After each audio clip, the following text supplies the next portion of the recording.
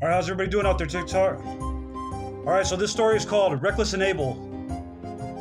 This is chapter 1. I'm the author by Thomas Wright. So let's get going. They call me reckless in the streets because I'm willing to do what others won't, and because I'm willing to take chances they won't either. It's a nickname that stuck, so I took it and I ran off with it.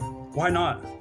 But the people I love, that love me, my family, people I respect, that respect me, call me Abel.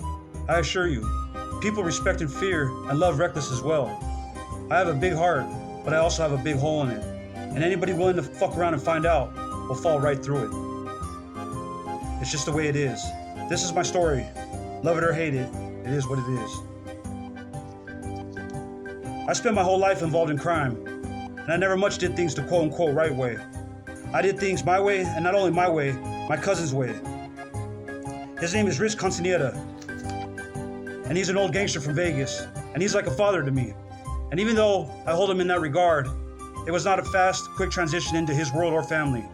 He hates the name Reckless, and he does not like it used in his presence. He's old school, that's for sure.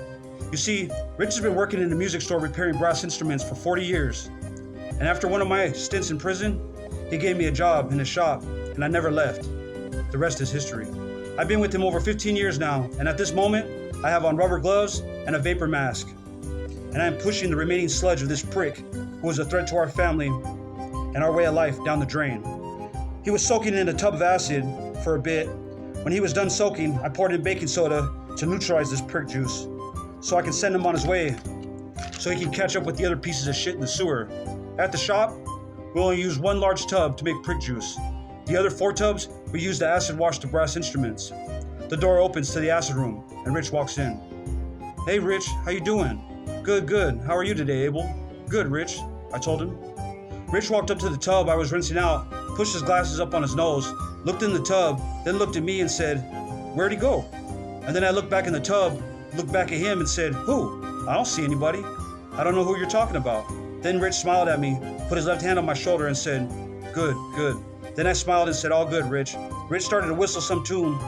He put on some rubber gloves and got busy cleaning the customer's instrument, calm as always. This all takes place in the basement of the music store. We sell instruments, rent them too, all over the state. Lots of money in that.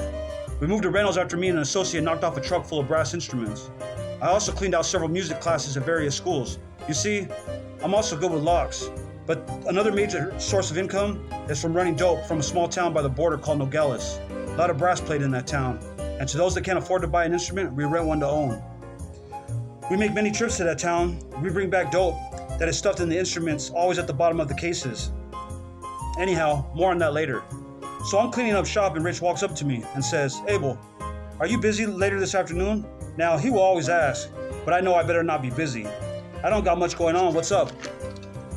Then Rich says, "Well, if you're not too busy, the gift for my mother needs to be dropped off that we talked about the other day." "Oh, okay, Rich, it's ready?" Then Rich looked at me over his glasses. "Yes, Abel, it's ready. 7:30, same place." Rich then said, "Why, did you hear different?" "No," I said. Then I instantly felt stupid. "Sorry, Rich." Then Rich said, "Yes, Abel, same place." I said, "Okay," and Rich said, Good, and walked away. You see, a couple times a month, we drop off a package, and the package is not really a gift, it's a box of money, the size of a shoebox. I don't look in it, I don't take my fucking eyes off it. These are the only days I carry a weapon. Other than these days, I have no reason to carry a weapon. I mean, there are other matters that arise here and there. Those are exceptions. And those exceptions, they arise once in a blue moon. You see, we move very hush-hush. We are a very serious group of individuals who take care of serious business. And at this point in my life, I feel like we cannot be stopped. The world is not mine, but ours to mine the gold. And I'll tell you, mine we will.